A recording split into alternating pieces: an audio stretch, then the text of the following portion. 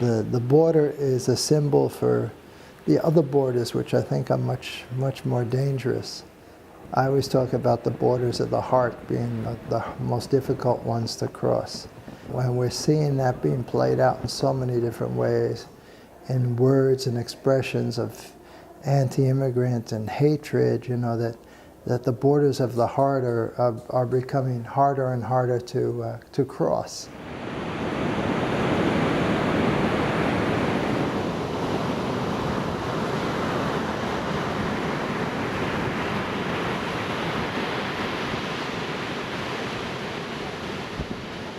Well, the Casa Migrante was founded in April of 1987. So doing the math, you realize we're celebrating 30 years of service. And during the course of those 30 years, we've served about 250,000 people. For the first 20 years or so, we were taking care of migrants who were coming from the South with the hope of crossing over to the United States. Then around 2007 is when it became very difficult to cross, and they began to put a lot of different operations along the border, and they began the serious deportation of people. So for the last 10 years or so, 90% of our work has been with deportees.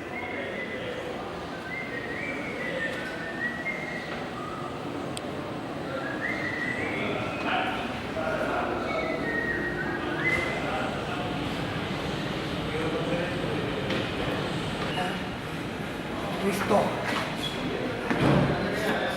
O sea, yo tengo 35 años en Estados Unidos haciendo mis taxis y todas esas cosas, ¿sí me entiendes? Entonces, como por decir así, yo me siento más americano que mexicano.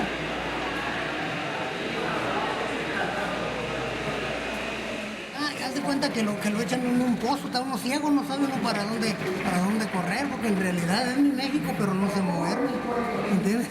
O sea, toda mi familia, todas mis cosas están en Estados Unidos, ¿sí me entiendes? O sea, no se puede hacer nada.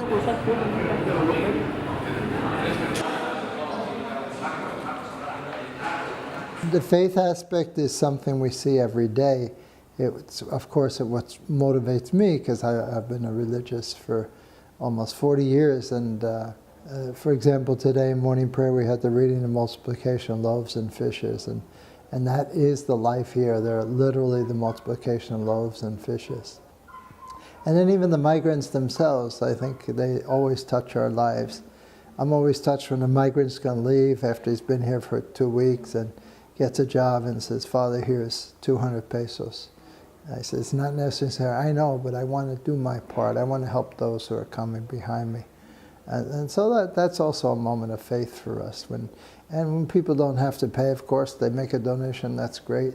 And just saying thanks, you know, or men who will come back and just say, "Can I help? Can I do something? Can I sweep the floor?" or something like that. Those are all, I think, little acts of kindness and mercy that I call them acts of faith as well. And so I'm motivated by all these signs of God's life being very present here.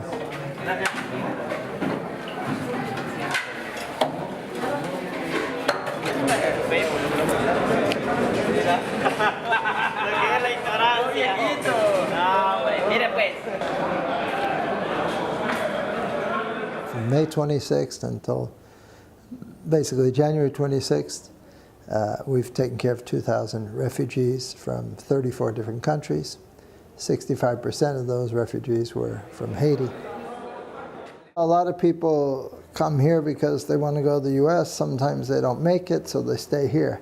And this isn't just with the Haitians. The Central Americans have been doing this for the last 4 years that I've been here. They get to here and they say, "Well, okay, it's not the best, but it's a lot safer here than in Honduras or Salvador, and you know, I can make some money here and send it back to my family." So, you know, it's one of those things where the American dream becomes the Mexican dream.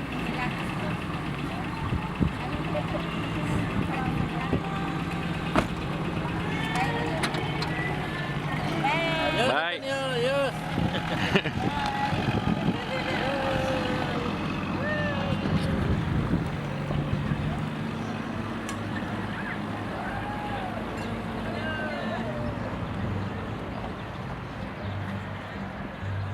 we live in a day and age where to work for migrants, advocate for migrants is not the most popular thing. But even when I go and I preach somewhere and I'm invited to give a talk, I always have a positive response, you know. Because I try to put the human face on migration, you know. Sure, it would be ideal if everybody had the right papers to stay in the United States, but sometimes that doesn't work out for whatever reason. But at the end of the day, these are human beings that we try to offer a bit of mercy and a chance to start their lives over again. And I think people get that, and that's why they respond, you know.